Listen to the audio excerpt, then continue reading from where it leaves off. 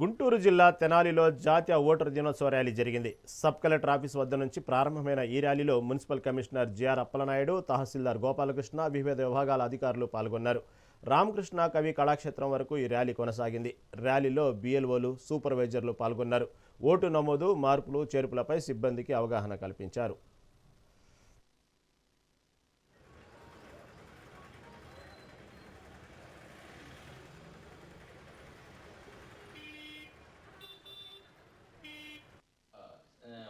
Sevens ఎలా delete చేయాలి, vote transfer ఎలా అవ్వాలి, అదేవిధంగా 18 సంవత్సరాలు ఓటర్ల దినోత్సవం 2011 నుండి జాతీయ ఓటర్ల దినోత్సవాన్ని ఎలక్షన్ కమిషన్ ఆఫ్ ఇండియా నిర్వహిస్తుంది.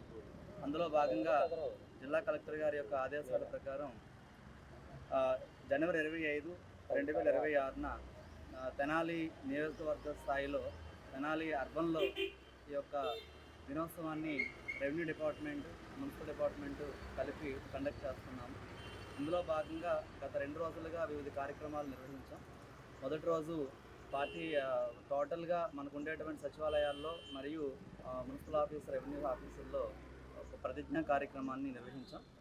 నిన్న ఈ కొత్తగా విద్యార్థులందరూ కూడా ఓటర్లుగా నమోదవ్వాలనే ఉద్దేశం పైన ఒక అవగాహన కార్యక్రమాన్ని ఏర్పాటు చేయడం కోసం మన వైకుంఠపురం వరకు కూడా ఒక 2K రన్ని కండక్ట్ చేస్తాము. ఇందులో పాఠశాల విద్యార్థులు కూడా పాల్గొనడం జరిగింది.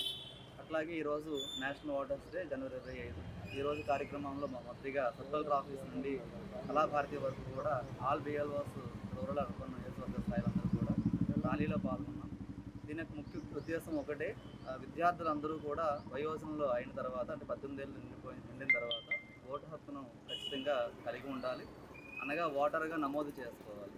ఇప్పటికే ఓటర్గా నమోదు చేసుకున్న వాళ్ళందరూ కూడా తమ ఓటు హక్కును నిజాయితీగా ఉపయోగించుకోవాలి. ఓటర్ల దినోత్సవం 2011 నుండి జాతీయ